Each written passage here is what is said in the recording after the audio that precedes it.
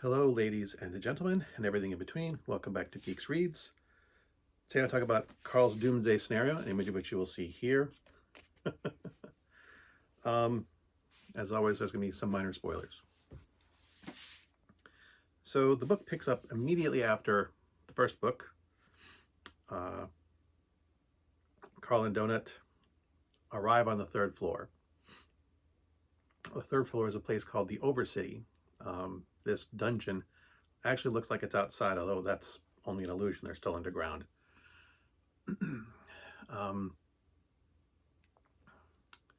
It has things like an undead circus, dead hookers, that type of thing. City guards, powerful NPCs. You know, this is, if you've ever played like World of Warcraft, it's kind of like, you know, being in one of the major cities. Although there are smaller cities and bigger cities. This is just a giant area, like the size of a state. But there's little cities populated around it. Some of them are large, some of them are small settlements. And these are like video game hubs, like MMO hubs, where you can get quests. You can buy and sell items. And as usual, the smaller cities sell junk, mostly some minor useful items, and the bigger cities have better stuff to sell.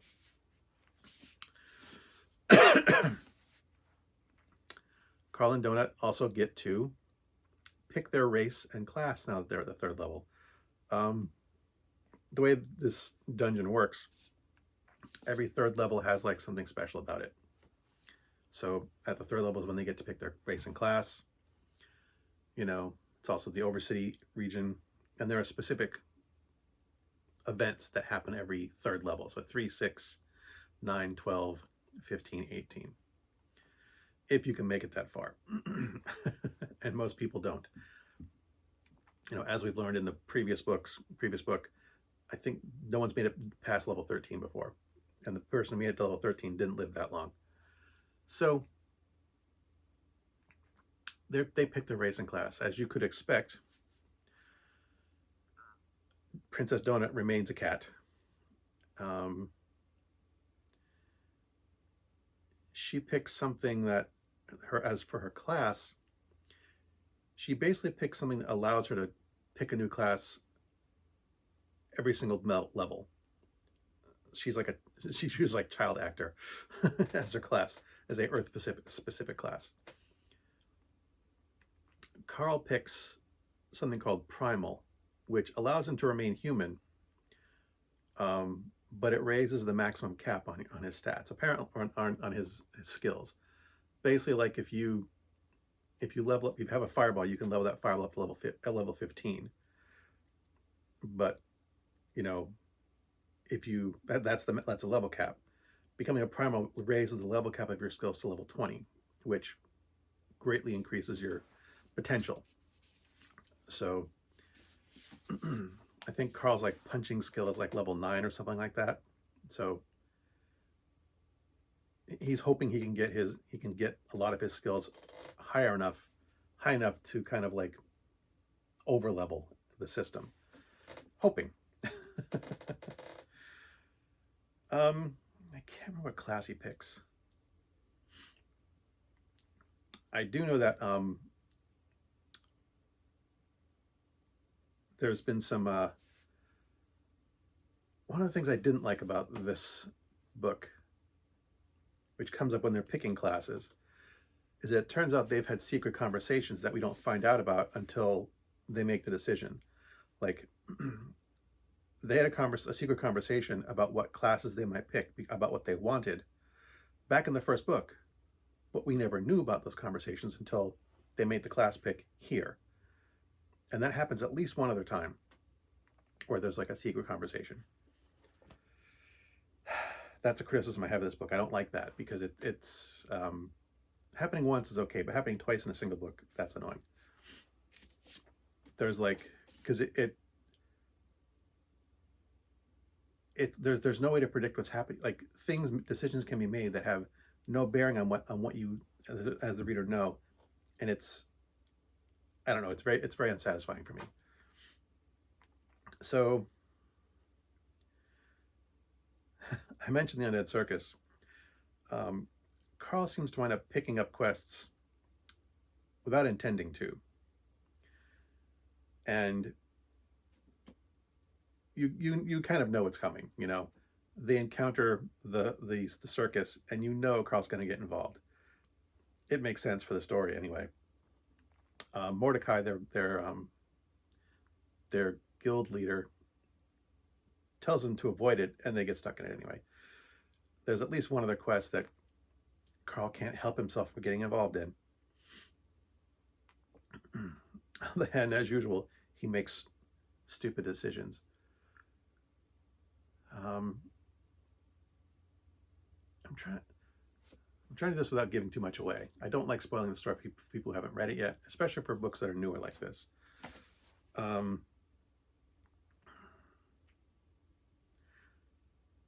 There's Undead Circus. There's the Overcity.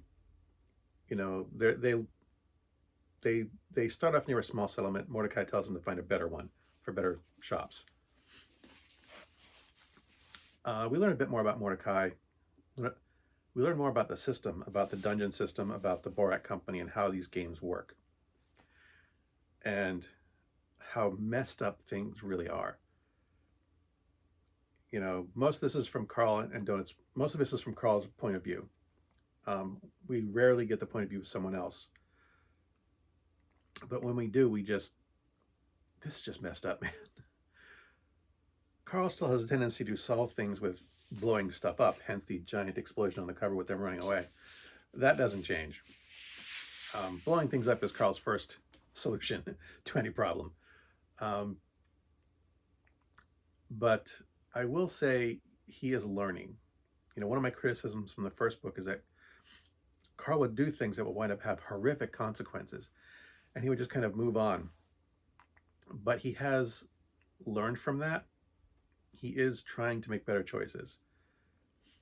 You know, he is trying, because he knows that this game just throws people in danger, and that they don't care who he kills. They will torture and abuse innocent people for no other reason than for the entertainment of the viewers. Because if you haven't read the first books in the series, yeah, the dungeon is an intergalactic game show where they just hurl people into a meat grinder. It's a twisted D&D version of Survivor, run by an evil alien corporation. So we get more of a view, like, behind the scenes, of what goes on behind the scenes. We're still not told everything. There's still more going on that we don't know. It's only the second book.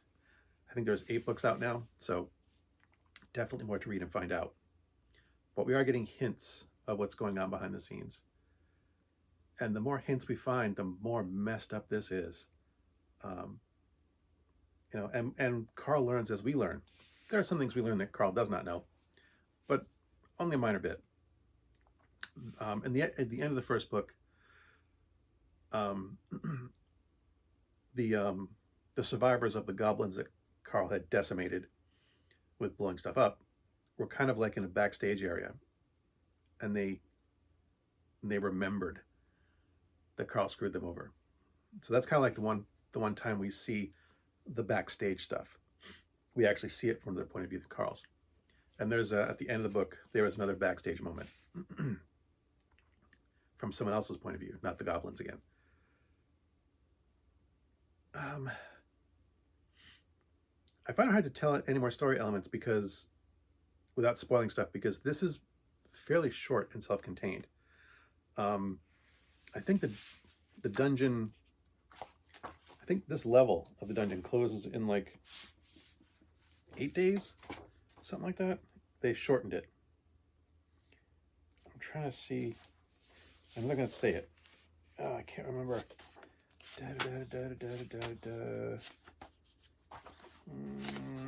Sorry. Carl picks his class. What class is? Wait. Welcome, crawlers.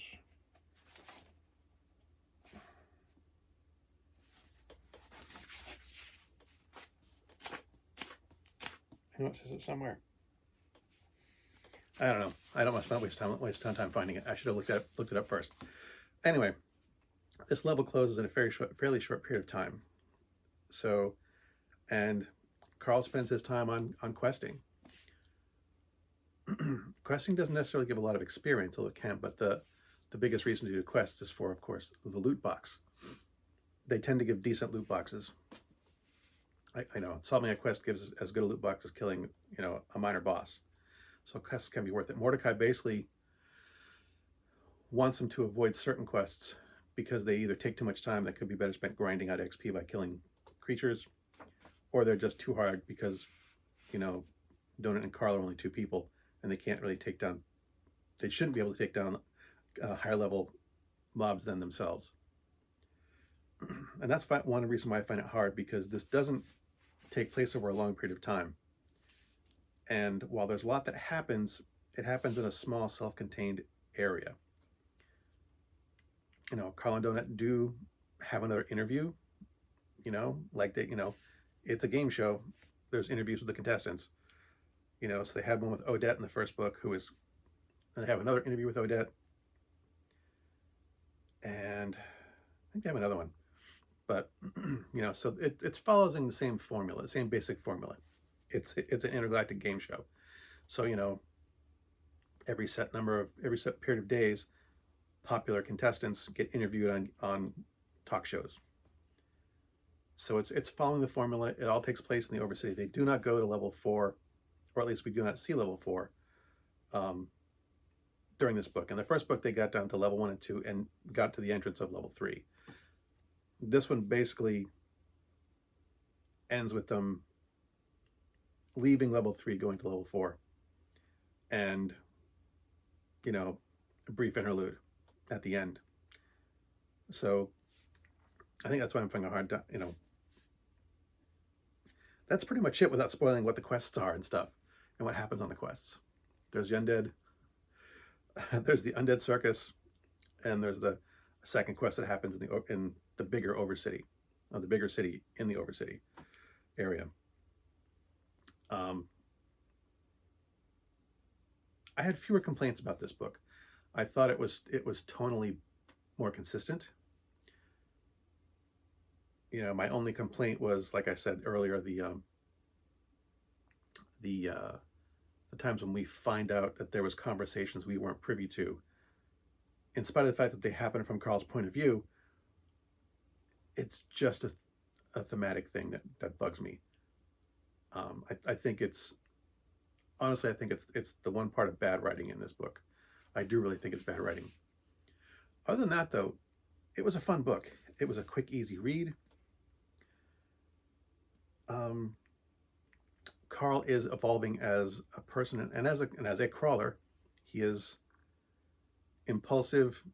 He tries to be a decent person, does not always succeed, but he's trying harder and learning more. Princess Donut, as a cat, is evolving as a character. She's evolving somewhat beyond the self-centered, self-serving cat we see in the first book. She is still a cat who talks, but she is maturing as an individual. Their pet dinosaur, which they got as one of the loot boxes. Was it a loot box? No, they earned it in one of the dungeons, one of the side areas, after killing a boss in the first book. Yes, Mongo. They have a pet velociraptor. Donut has a pet velociraptor named Mongo. Mongo is basically an intelligent, semi-intelligent chicken with teeth and claws. He's basically there to provide comic relief and gore. But he is killing things and eating them and growing in levels. I have to wonder how large he will get eventually. But there's a couple new characters introduced. We learn more about Mordecai, the guild leader. We learn a little bit more about Odette. Carl makes some very interesting and clever decisions concerning his quests. So I can't really do much more analysis than that without spoiling the story, which I find myself loath to do, as if you've watched any of my videos, you know that already. Anyway, that's my crappy review. of Carl's Doomsday Scenario. I will be buying the third book. I do have a gift card I got from my daughter to go out and buy more books, which I will be doing. As always, thanks for watching. As always, my stuff is crap. And until next time, good hunting.